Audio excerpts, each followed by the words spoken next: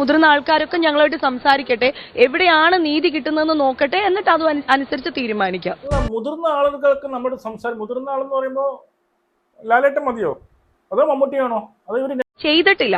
പക്ഷേ അദ്ദേഹം പോലും വന്നിട്ട് കണക്കുകൾ കൃത്യമല്ല എന്ന് പറയുമ്പോൾ ഈ കണക്കുകൾ ശരിയാക്കി കാണിക്കാൻ അമ്മയുടെ മുൻ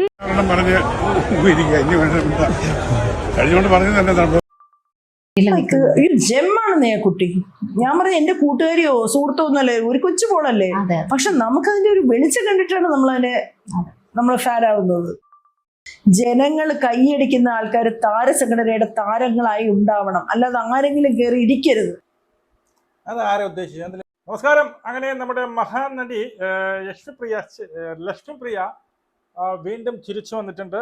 ഞാൻ എൻ്റെ ലാലേട്ടൻ വിളിച്ചു കഴിഞ്ഞാൽ, അല്ലെങ്കിൽ മുതിർന്ന നടന്മാരെ വിളിച്ചു കഴിഞ്ഞാൽ ഞാൻ തിരിച്ചു പോകും എന്നാണ് നമ്മുടെ ലക്ഷ്മിപ്രിയ പറഞ്ഞത്. അതുമല്ല, നമ്മുടെ മാലാപാർവതി നമ്മുടെ അൻസിബയെ കുറിച്ച് കുറച്ച് കാര്യങ്ങളൊക്കെ പറഞ്ഞിട്ടുണ്ട്. പിന്നെ നമ്മുടെ കൊല്ലം തുളസി നല്ല പൂര തെറി വിളിക്കുന്നുണ്ട്. ആരെയാണെന്ന് എനിക്കറിഞ്ഞത്, അതൊക്കെ നമുക്ക് സംസാരിക്കാം.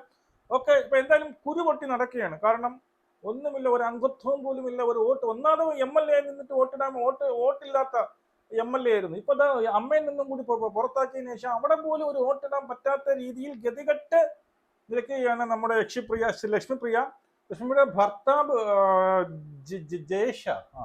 പുള്ളി വന്നിരുന്ന് എന്തൊക്കെ വെളുപ്പിക്കുന്നുണ്ട്. അത് സ്വാഭാവികമാണ്. കാരണം സ്വന്തം ഭാര്യ ഇങ്ങനെ ചീഞ്ഞളിഞ്ഞ് നിൽക്കുമ്പോൾ സ്വാഭാവികമായിട്ടും ഉണ്ടാകും എന്നുള്ളതാണ്. ഇനി ലക്ഷ്മിപ്രിയയുടെ ആ ഒരു അഭിനയം, ആ ഗാംഭീര്യം നിറഞ്ഞ ആ ഒരു കുലസ്ത്രീയുടെ ആ ഒരു ബൈറ്റ് നമുക്ക് കാണാം.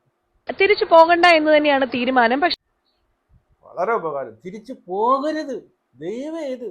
നല്ല രീതിയിൽ പാവപ്പെട്ട കലാകാരന്മാർക്ക് ഒത്തിരി കൈനീട്ടമായിട്ടും ഒക്കെ ചികിത്സാ സഹായം ഒക്കെ കൊടുക്കുന്ന ദയവേത് നിങ്ങൾ അങ്ങോട്ട് പോകരുത്, അങ്ങനെ ചിന്തിക്കുക പോലും അരുത്. മനസ്സിലായോ? പക്ഷെ ഇന്നലെ മുതൽ ചർച്ചകൾ നടക്കുന്നുണ്ട് തിരിച്ചു വരണം എന്നുള്ള രീതിയിൽ. ആര് ചർച്ച ചെയ്യുന്നത്? തിരിച്ചു വരുന്നുള്ള രീതിയിൽ ആരൊക്കെ ചർച്ച ചെയ്യണമെന്ന് നിങ്ങൾ വരാൻ വേണ്ടിയിട്ടായിരിക്കും. എനിക്ക് ഒരു തരി പോലും നിങ്ങൾ വിചാരിക്കരുത്. അല്ല, നിങ്ങൾ വരാൻ ശ്വേതാമേനനെ പോലുള്ളവരൊക്കെ തിരിച്ചു കൊണ്ടുവരാനായിരിക്കും അവർ ശ്രമിച്ചത്. അവർക്ക് മനസ്സിലായി ഈ പുഴുക്കുത്ത് ഇതിനകത്ത് വന്നതാണ്. നല്ല പാല് പോലെ ഇരുന്ന ആ ഒരു നദിയിൽ ചെറിയ ഒരു തുള്ളി വിഷം, പിന്നെ മൊത്തം പാല് നദി മൊത്തം വിഷക്കലമാക്കിയത് താങ്കളാണെന്നാണ് പറയുന്നത്. അതുകൊണ്ട് അവരെ തിരിച്ചു കൊണ്ടുവരാനായിരിക്കും ഇവർ ശ്രമിക്കുന്നത് എന്നുള്ളതാണ്. ഓക്കെ, ഞങ്ങൾക്കും നീതി വേണമല്ലോ. ഞങ്ങൾക്ക് അമ്മ എന്ന് പറയുന്നത് ഒരു വളരെ വ്യക്തിപരമായ ഒരു ഇമോഷനാണ്, ഒരു സംഘടനയായിട്ട് മാത്രമല്ല കാണുന്നത്. അതുകൊണ്ടാണ് നമ്മളുടെ പ്രതികരണങ്ങൾ പലപ്പോഴും വൈകാരികമായി പോകുന്നതും. അതുകൊണ്ടാണ് നമ്മുടെ പ്രതികരണങ്ങൾ പലപ്പോഴും വൈകാരികമായത്. അതാണ് പൂര തെറി വിളിക്കുന്നത്. നീ പ്രാക്കൽ റാണി എന്ന് വിളിക്കണം. സത്യം പറഞ്ഞാൽ പ്രാക്കാൻ, അത് ബിഗ് ബോസിൽ ഉണ്ടായിരുന്നപ്പോൾ ഭയങ്കര പ്രാക്കൽ. ഇതിൽ കൃത്യമായിട്ട് വയ്ക്കണം, പ്രാക്കൽ റാണി എന്ന് വിളിക്കണം. അങ്ങനെയാണ് പ്രാഗി തള്ളിയത്. അതാണ് ഇതിനെല്ലാത്തിനും തുടക്കം എന്നുള്ളത്. അമ്മയിലുള്ള അമ്മമാരെ സേവിക്കാൻ വേണ്ടിയിട്ടാണ് ഈ ഒരു ദൗത്യം, വോളണ്ടറി ആയിട്ടുള്ള ദൗത്യമാണ് ഞങ്ങൾ ഓരോരുത്തരും ഏറ്റെടുത്തിട്ടുള്ളത്. അപ്പോൾ അതിനെ മാനിക്കാത്ത ഒരിടത്ത്, അതിനെ വില കൽപ്പിക്കാത്തടത്ത്, വേദനിപ്പിക്കുന്നിടത്ത് ഞങ്ങൾ എങ്ങനെയാണ് നിൽക്കുന്നത്, എങ്ങനെയാണ്? അപ്പൊ സംസാരിക്കട്ടെ. ഇതെന്തിരി ഈ ആനച്ചന്തെന്ന് പറഞ്ഞിട്ടുള്ള തലയെടുക്കുന്നത്, അതിനെ വിലയിലെടുത്ത് എനിക്ക് ചിരിയാ വരുന്നത്. മുതിർന്ന ആൾക്കാരൊക്കെ ഞങ്ങളായിട്ട് സംസാരിക്കട്ടെ, എവിടെയാണ് നീതി കിട്ടുന്നതെന്ന് നോക്കട്ടെ, എന്നിട്ട് അത് അനുസരിച്ച് തീരുമാനിക്കാം. മുതിർന്ന ആളുകൾക്ക് നമ്മുടെ മുതിർന്ന ആളെന്ന് പറയുമ്പോൾ ലാലേട്ടൻ മതിയോ അതോ മമ്മൂട്ടിയാണോ? അതോ ഇവർ രണ്ടുപേരും കൂടി ഒത്തിരുന്ന് വീട്ടിൽ വന്നിരുന്ന് കെഞ്ചണേ, എന്റെ പൊന്ന് പിന്നീട് ലക്ഷ്മിപ്രിയ ചേച്ചി, മാമി, എന്താ ആയിക്കോട്ടെ, വരണേ, ഒന്നൊന്ന് കയറി ഇതിനകത്ത് തിരിച്ചെടുക്കണേ, തിരിച്ച് കയറി വന്ന് ഈ അമ്മ എന്ന് പറയുന്ന പ്രസ്ഥാനത്തെ ഒന്ന് രക്ഷപ്പെടുത്തണേ എന്ന് കാല് വീണ് അപേക്ഷിക്കണം എന്നാണോ? മുതിർന്ന ആൾക്കാരൊക്കെ വന്നിട്ട് സംസാരിക്കട്ടെ, എങ്കിൽ ഞാനൊന്ന് ആലോചിക്കാൻ വരണോ വേണ്ടേ എന്നൊക്കെ ഞാൻ ആലോചിക്കാം. ദൈവം ഇത് ആ പരിസരത്തോട്ട് പോകല്ലേ. അത് ഒരുവിധം ഇനിയെങ്കിലും അവർ രക്ഷപ്പെടട്ടെ എന്നുള്ളതാണ്. ഇത് കൊല്ലം തുളസി ഇതിനെ കുറിച്ച് പറഞ്ഞൊരു ക്ലിപ്പ് വെക്കാമേ. കഴിഞ്ഞുകൊണ്ട് പറഞ്ഞത് തന്നെ സംഭവിച്ച പെണ്ണുങ്ങൾ ഭരിക്കണ്ടെന്ന് പറയും. പെണ്ണുങ്ങൾ ഭരിച്ചതിന്റെ ഗുണമില്ല.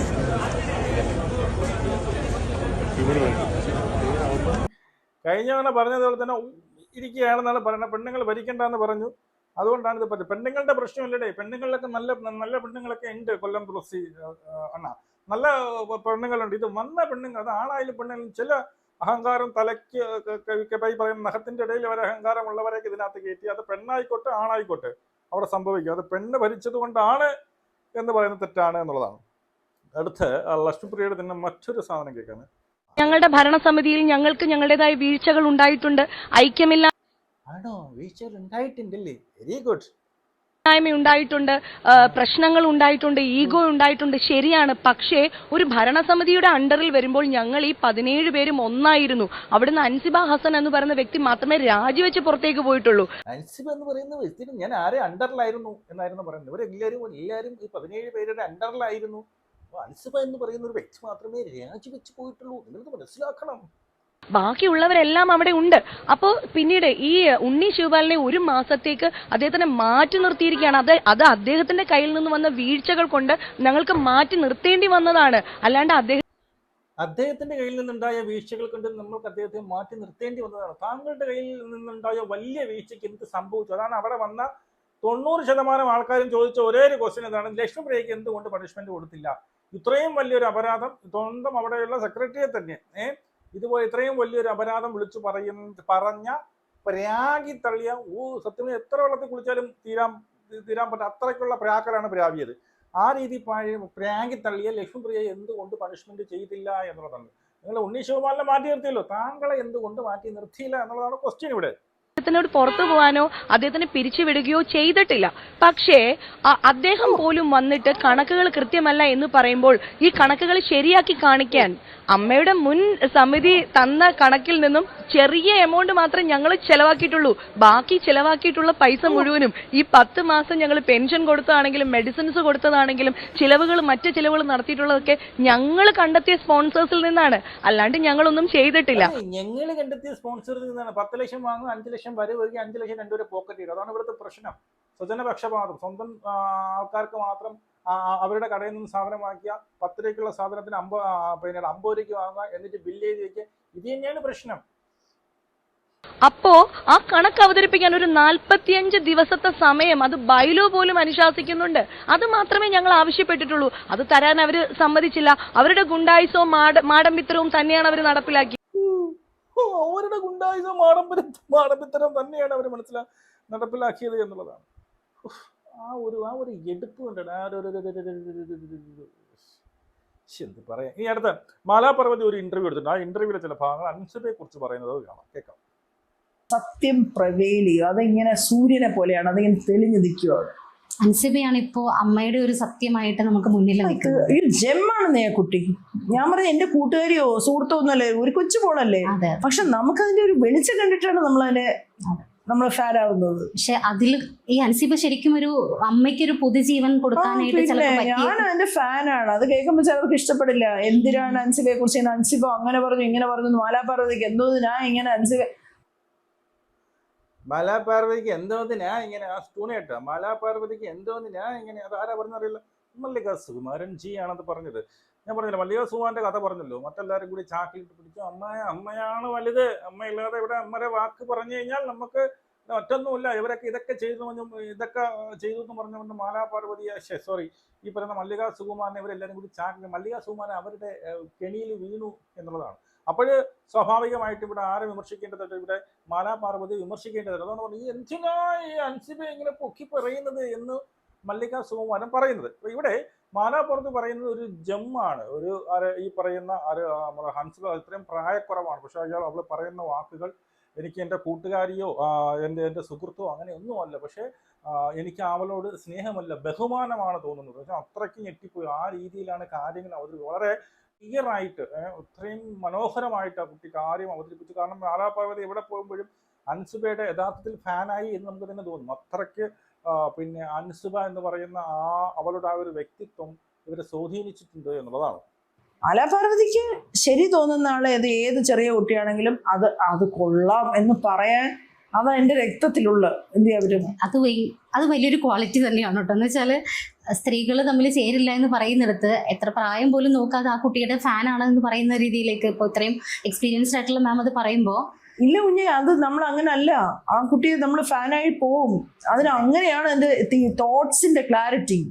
പറയുന്നതെല്ലാം ക്രിസ്റ്റൽ ക്ലിയർ ആണ്. അനാവശ്യമായിട്ടുള്ള ഒരു വാക്ക് പോലും വരുന്നില്ല. ആ കുട്ടിക്ക് 2 വർഷമായി ഒരാൾ പൊളിയണമെങ്കിൽ, ഒരാളുടെ പ്രശ്നങ്ങൾ മനസ്സിലാവണമെങ്കിൽ ഒരു സംഘടനയിൽ 6 മാസം പോലും വർക്ക് ചെയ്യേണ്ടത് നമുക്കിപ്പോ തെളിഞ്ഞല്ലോ. അതെ, ഈ കുട്ടി 2 വർഷമായിട്ട് വർക്ക് ചെയ്യുവാണ്. ഒരു കളങ്കം ആ കുട്ടിയെ കുറിച്ച് പറയാനില്ല.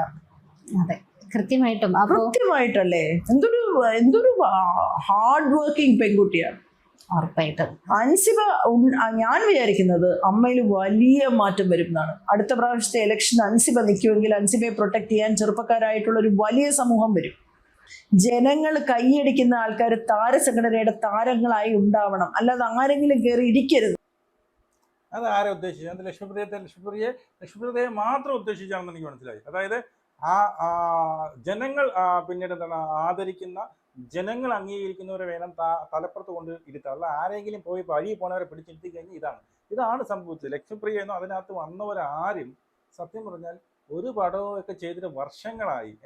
ഒന്നുമില്ലാത്തടത്ത് നിന്ന്, ഒരു പടവും പോലും കിട്ടാത്തടത്തിൽ നിന്ന് ഇത്രയും വലിയൊരു സംഘടനയുടെ നേതൃസ്ഥാനത്തിലേക്ക് കൊടുക്കുമ്പോൾ അവർക്കുണ്ടായ, അവർ ശ്വേതാ മേനോനെ മാറ്റി നിർത്തി കഴിഞ്ഞാൽ അവർക്ക് കുറച്ച് പടമുണ്ട്, കാലിബറിൽ ഒരുപാട് പടം അഭിനയിച്ച് അവർക്ക് ആ ഒരു പൊസിഷൻ കൊടുക്കുന്നത് തെറ്റില്ല. ബാക്കിയുള്ളവരാരും ആ ഒരു പൊസിഷനിൽ ഇരിക്കാൻ യോഗ്യത ഉള്ളവരായിട്ട് എനിക്ക് തോന്നുന്നില്ല എന്നുള്ളതാണ്. മനസ്സിലായോ?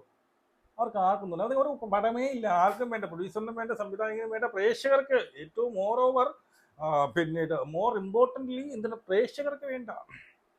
പ്രേക്ഷകർക്ക് ഒരു താല്പര്യമില്ല, ഒരു ഉടായ്പാണെന്ന് പലയിടത്തും പല രീതിയിൽ തെളിയിച്ചതാണ്. അപ്പൊ അവർ വന്നിവിടെ കിട്ടുമ്പോൾ ഞാൻ എന്തോ മറ്റവളായി എന്ന് പറഞ്ഞാൽ അല്പം ഐശ്വര്യം കിട്ടിയാൽ അർദ്ധരാത്രി കുട പിടിക്കും എന്നുള്ളൊരു സ്റ്റേജിലേക്ക് വരുമ്പോൾ അട്ടയെ പിടിച്ച് മറ്റേ കിടത്തിയാൽ കിടക്കില്ല എന്നൊരവസ്ഥയിലേക്ക് അവർ വരുന്നു. അവരവരുടെ തോന്നിയസൊക്കെ കാണിച്ച് അമ്മ എന്ന് പറഞ്ഞ സംഘടന ഈ ലെവലിലാക്കി കൊണ്ടുവന്നു. അവസാനം ഇത് എടുത്ത് പുറത്ത്. ഇപ്പൊ ഇനി എങ്ങനെയെങ്കിലും ലാലേട്ടൻ ഉൾപ്പെടെയുള്ള ആരെങ്കിലും വന്ന് വിളിച്ചാൽ വേണമെങ്കിൽ ഞാൻ പോകാം എന്നാണ് നമ്മുടെ ലക്ഷ്മി പറയുന്നത്. ദൈവം ചെയ്ത് ആരും വിളിക്കല്ലേ, കുളം തോണ്ടും. ഇത്രയും എനിക്ക് പറയുള്ളൂ. നിങ്ങളുടെ അഭിപ്രായം മൊസൈ കമന്റ് നമുക്ക് വീണ്ടും കാണാം. ജയ് ഹിന്ദ്.